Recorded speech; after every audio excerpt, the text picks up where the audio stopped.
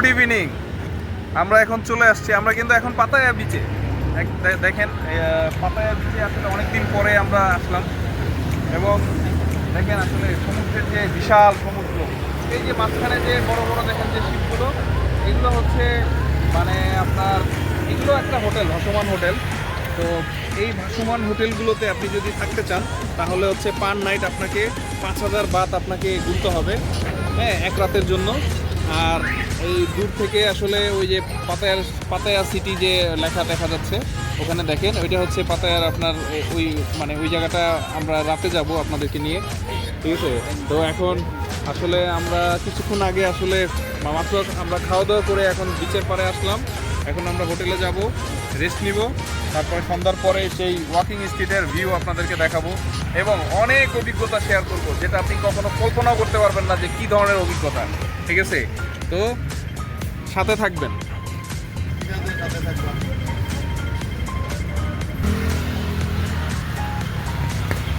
পরন্ত রোদের মধ্যে আছি আসলে। এখানে আজকে সম্ভবত 43 মানে 43 ডিগ্রি সেলসিয়াসে তাপমাত্রা চলতেছে এবং দেখেন পাতায়া হচ্ছে ওইটা হচ্ছে মেইন সিটি, ওখানে সব বড় বড় মাল্টি স্টোরেজ বিল্ডিং।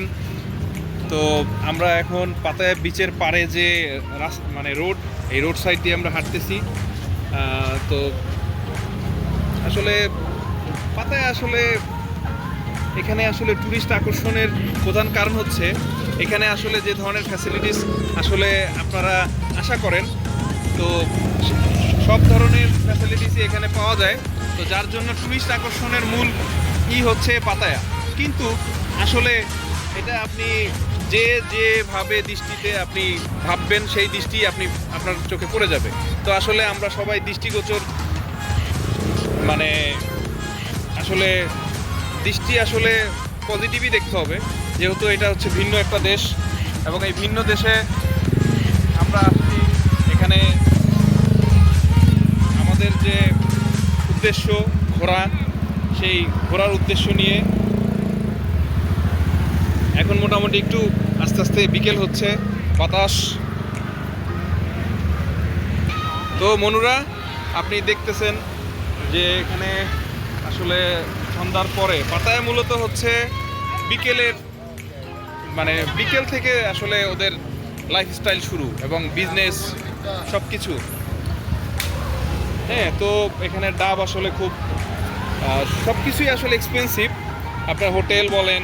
তো এখন হচ্ছে ট্যুরিস্ট মানে সিজন, তো ট্যুরিস্ট সিজনের সময় আপনার এখানে মানে হোটেলগুলো খুব এক্সপেন্সিভ হয়। যে হোটেলে আপনি অফ সিজনে আপনি যে রুমে আপনি 400 বাতে আপনি থাকতে পারবেন, সেটা হচ্ছে সিজনে সেটা হচ্ছে 800 থেকে 1000 হয়ে যাবে। তো আসলে এই জন্য অফ সিজনে আসাটাই ভালো। সিজনে আসলে রাশ প্রচুর, হ্যাঁ। আর এখন মানে তাপমাত্রার মানে সামার চলে মানে অনেক এখানে তাপমাত্রা অনেক বেশি।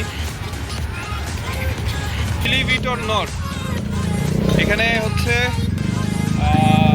আগে প্রথমবার যখন আসছিলাম তখন এখানে আপনার স্টারবাকসের কফির শপ ছিল, এখন সেটা দেখতে পাচ্ছি না। এখানে স্টারবাকসের খুব বড় একটা কফি শপ ছিল। তো এখন এই মার্কেটে এখন অনেক খাবারের দোকান হয়ে গেছে, ম্যাকডোনাল্ডস বেশ করে সবচেয়ে। এবং আপনি পাতায়াতে যখন আমরা যখন প্রথম আসছিলাম তখন বাঙালি রেস্টুরেন্ট ছিল না। তো এখন প্রচুর বাঙালি রেস্টুরেন্ট, হোটেল সব আছে। তো আপনারা এখন আসলে অনেক মানে হালাল খাবার খাবেন। ক্লোজ নাকি না, ঠিক আছে। তো এখন আসলে আপনারা আসলে সব ধরনের খাবার খেতে পারবেন।